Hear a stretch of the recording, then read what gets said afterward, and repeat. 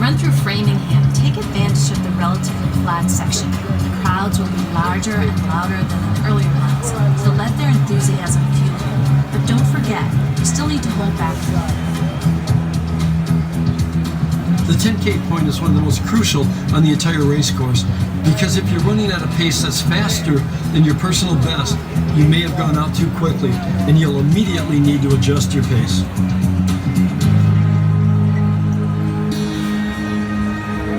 This part of the race follows a gentle downhill slope until the 10-mile mark, where it levels out heading through the center of town. Here, the wheelchair athletes take advantage of the flat stretches of the course to conserve energy. Through Natick, enjoy the rolling terrain. It allows you to use different muscles.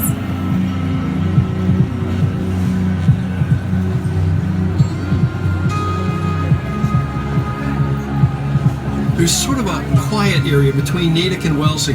Not quite as many fans. But that's the calm before the storm, because when you hit Wellesley College, it's going to get loud, and you can't hear yourself think.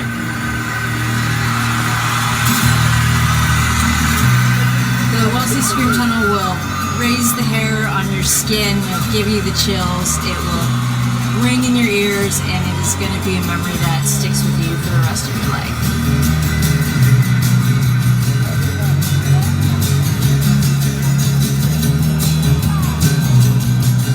As you cross the halfway point, you get really excited because you start counting down, realizing that you've run further than you have left to go.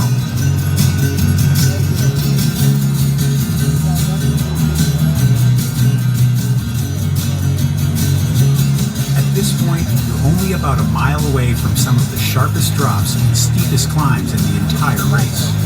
This is a good place to really gauge your energy, and if you're not feeling fresh, to just slow down and take some time to regroup. As you're leaving Wellesley, you'll be entering Newton Lower Falls, which is the steepest downhill portion of the course. And it's really the first of 4 hills. You've got to control yourself going down that hill between 15 and 16 miles.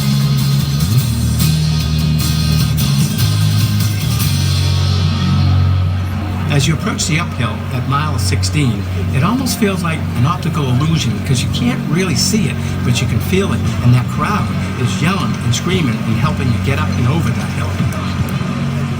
Be prepared, because this part of the race takes you along a highway overpass, dramatically exposing you to the heat, the rain, the wind, or any other elements the day might bring.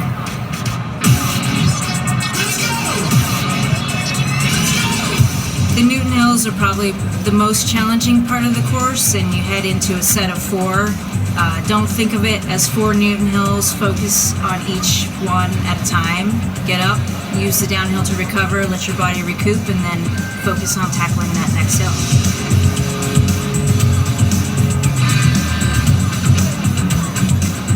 Up until you reach Commonwealth Ave, you really haven't made any big turns the entire race.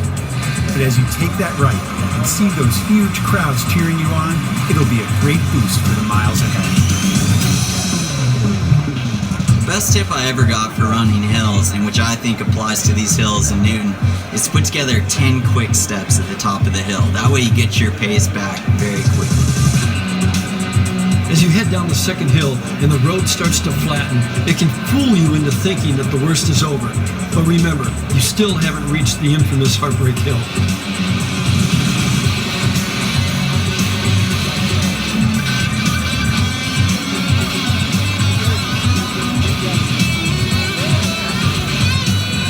Heartbreak Hill is the last major incline of the race, so once you make it to the top, it's okay to celebrate. After that, you'll start to descend into the city, and the boisterous crowds along Boston College will help motivate you in those final miles. After the runners crest the top of Heartbreak Hill, now they must go down the backside of it. That's where they'll pass a cemetery, and they'll soon understand why more elite leads have been lost in that very mile than any other mile in the entire race. That's why it's called the Haunted Mile.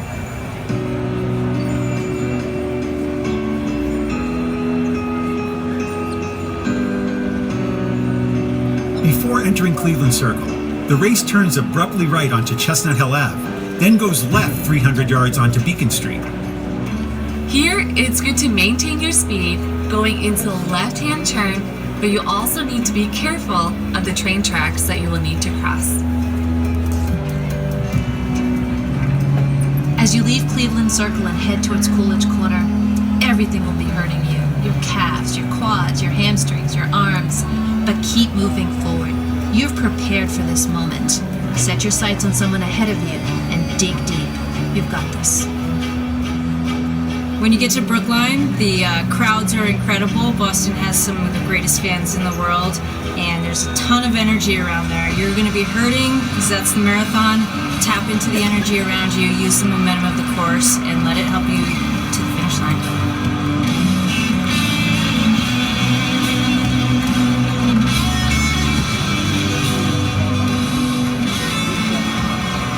The toughest part about running along Beacon Street in Brookline is that you start to see the city landscape and you see the Citgo sign, and it doesn't seem like it's getting any closer.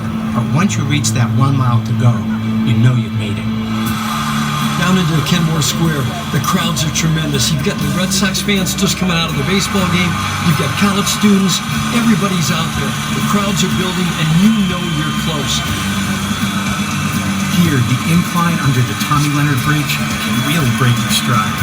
But don't worry, because the worst is almost over. Right on Hereford, left on Boylston Street, and there's only 600 meters to the finish. The deafening crowd, 6 people deep, will take you home. As you turn onto Boylston Street, the crowd thickens, they're screaming, and you start to reflect on all the months of training, the hard work, the commitment, the sacrifices, and you finally realize it's all been worth it. You made it. When you get to that last stretch on Boylston Street, every emotion will just pour out as you get closer and closer to the finish. Crossing the line is sweet relief. Oh, it's the best feeling and the worst feeling and all the feelings mixed into one. Sure, there's a medal that's waiting for you, but it's not the medal that you carry with you. It's just finishing the Boston Marathon. You'll carry that in your heart the rest of your life.